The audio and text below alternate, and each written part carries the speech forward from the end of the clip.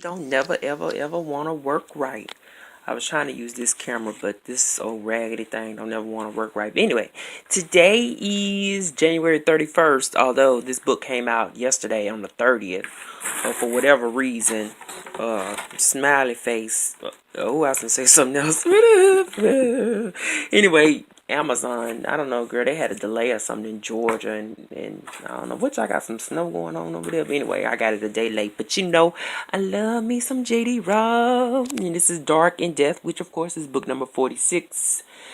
Some people argue that point, but I think that, you know, the miniature reads are kind of a number decimal 5.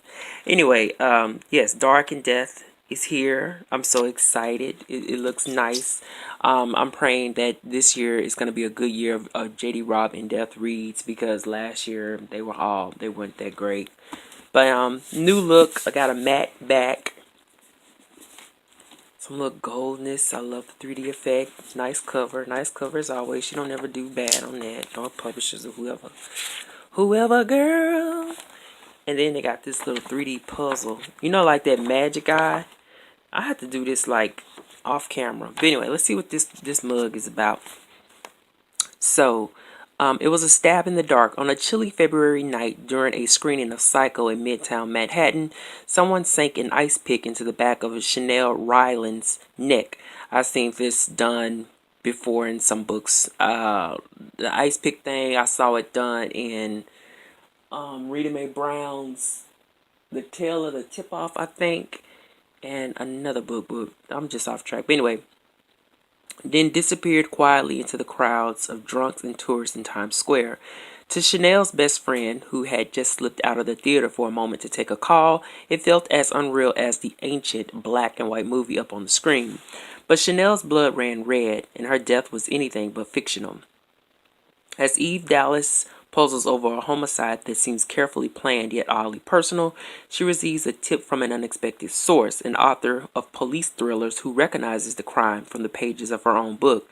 Ooh, I'm getting some kind of feels here. I feel like somebody doing something. Okay, anyway. But anyway, Dallas doesn't think it's coincidence, since a recent strangulation of a sex worker resembles a scene from the author's writing as well.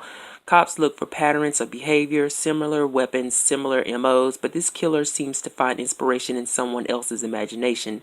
And if the theory holds, this may be only the second in a long-running series. The good news is that Eve and her billionaire husband, Rourke, have an excuse to curl up in front of the fireplace with their cat, Galahad, reading mystery stories for research. The bad news is that time is running out before the next victim plays an unwitting role in a murderer's deranged private drama, and only Eve can put a stop to a creative impulse going horribly, destructively wrong. Sounds exciting. I just hope it delivers. I think the last really good one was Apprentice in Death, which came out at the end of 2016. Last year, she was not. Secrets in Death, which came out in September of last year, and Concealed in Death, which came out that February. Is it Concealed? Hold on. No, Echoes in Death. No, Concealed in Death was off the chain, though. I loved Concealed in Death. They weren't. Well, anyway, last 2017 wasn't that great. But anyway, this is a special year. Here's my paperback copy of the first book in the series, Naked in Death. And it's been 10 years. I was trying to find I got a receipt in here somewhere. My friends, well, we won't say friends no more, but some folks I used to know used to be like, I always keep up with dates and stuff, and I should be a history teacher.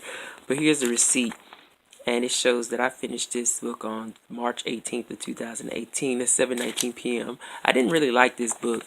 I mean, I didn't dislike it, but it didn't win me over. It took a couple months before I actually got won over by the series. But I remember I was working in a temporary job in this factory where they make diabetic meters, and I used to carry this book around in my smock. But because it is going to be 10 years in March, I ended up getting the hardcover edition of Naked in Death. I already wrapped it in the Mylar. This is an exclusive on the Turn the Page bookstore. You know, the bookstore that Nora Roberts / J.D. Robb owns. I saw these a couple years ago, and I was wondering where they got them from, and then I just kind of lost sight of it. And then I went on eBay, And I was just typing in some authors, you know, because sometimes I didn't realize that use eBay as a source, but you can get like lots. If you're a series reader, you can get lots of books, like literally lots, like 5 books for like $10 or so of a particular author off of there. And I saw somebody was trying to sell this book and the next 2 books in hardcover for like $150, and I was like, that's $150 lie. So I ended up just going to Turn the Page bookstore, and I found them. That's where he got them from, he or she or whatever.